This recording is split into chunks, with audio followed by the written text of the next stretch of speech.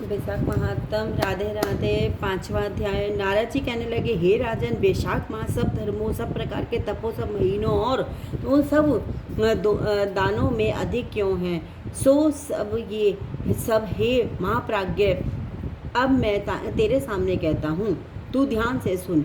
जब सब युगों का अंत होता है तब सब देवताओं के राजा शेषशायी विष्णु भगवान संपूर्ण लोक और जीवों को अपने उदर में समेट प्रलय के समुद्र में शयन करते हैं और योग माया के प्रताप से अनेक होकर भी एकता को प्राप्त होते हैं। एक दिव्य निमेष व्यतीत होने पर वेद प्रार्थना करके भगवान को जगाते हैं। तब भगवान अपने अंदर उदर में स्थित जीवों की रक्षा करते हुए उन जीवों को अपने अपने कर्मों को फल देने के लिए सृष्टि के रचने का मन में विचार करते हैं। तब विष्णु भगवान की नाभि से त्रिलोकी का आधार स्वरूप सुवर्णमय कमल उत्पन्न होता है। उसी कमल में से विराट पुरुष रूपी ब्रह्मा उत्पन्न हुए हैं। फिर भगवान ने उस विराट पुरुष में 14 भुवन उत्पन्न किए हैं, जिनके भिन्न भिन्न कर्म और आशय है। ऐसे अनेकों समूह रचे। फिर सत्य रज तम 3 गुण प्रकृति मर्यादा और भूमों के स्वामी रचे। तत्पश्चात वर्णाश्रम के विभाग कर धर्म की कल्पना करते हुए चारों वेद, तंत्र, स्मृति, पुराण तथा इतिहास रच कर धर्म की रक्षा के निमित्त इनके प्रवर्तक ऋषि प्रकट किए।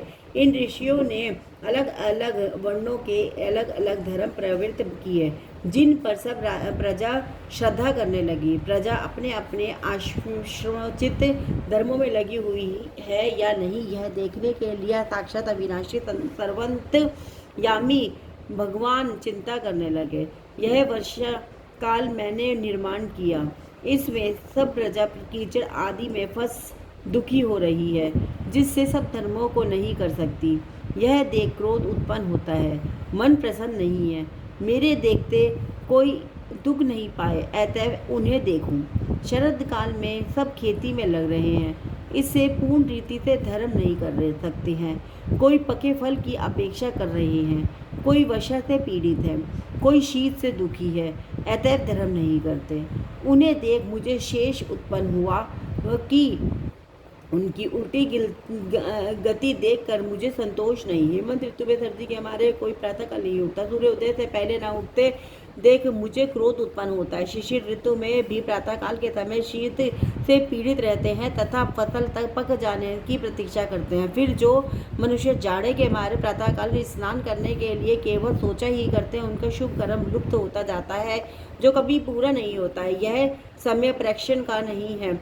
ऐसा विचार कर भगवान ने वसंत ऋतु को संपूर्ण पातकों को निवारण करने वाला माना है। यह ऋतु स्नान, दान, यज्ञ, क्रिया, भोग और सब प्रकार के धर्मों का साधन करने के लिए बड़ी अनुकूल है। इस ऋतु में धनवान सब वस्तु बिना प्रयास ही प्राप्त करते हैं। जैसे लोगों को धन से सुख मिलता ही है, जो विष्णु भगवान के आधारभूत प्राणी हैं, उनके धर्म का साधन ही द्रव्य है। वसंत ऋतु में संपूर्ण द्रव्य प्राणियों को सुखदायक होते हैं। दान योग्य, धर्म योग्य और सब कुछ भोगने योग्य, निर्धन, लूले, लंगड़े, व्याकुल और महात्माओं को संपूर्ण द्रव्य और जलादि सुलभ है, इसमें संशय नहीं है। मेरे प्रियजन, इन द्रव्यों से अपनी आत्मा का हित साधन करते हैं। पत्र, पुष्प, फल, शाकादि, प्रिय वचन, माला, तांबूल, चंदन, पग धोना तथा नम्रता पूर्वक साधन करते हैं।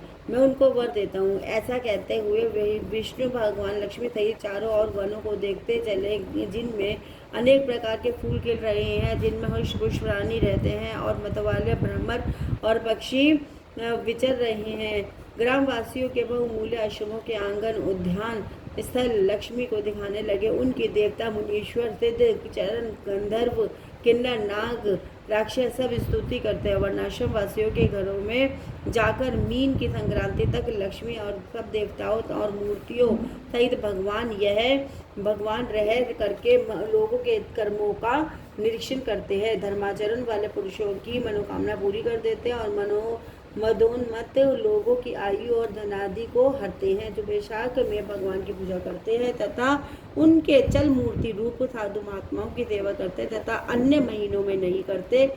उनके अपराध को भगवान क्षमा कर देते हैं। जैसे अपने देश में आए हुए राजा को देख उस देश के निवासी मनुष्य बहुमूल्य भेंट पूजा लेकर राजा की पूजा करते हैं, तब राजा पूजा के आकार आदि द्वारा यह जान लेता है कि किसकी सेवा पूरी है, किसकी थोड़ी है। उचित पूजा होने पर प्रसन्न होकर निश्चय ही उसे मनवांछित फल देता है। जिनकी पूजा सेवा ठीक नहीं, उन्हें दंड देता है। ऐसे ही विष्णु भगवान वैशाख मास में अच्छी रीति से पूजा करते हैं, उन्हें मनवांछित फल देते हैं, और जो नहीं करते हैं उनके धन आदि को हर लेते हैं। अधर्म के रक्षक देव सारंधर विष्णु भगवान इस मास में प्राणी की परीक्षा करते हैं, इसलिए यह महीना सबसे उत्तम है। हरे कृष्ण कृष्ण कृष्ण हरे हरे, हरे राम राम राम हरे हरे। राधे राधे, हर हर महादेव, हर हर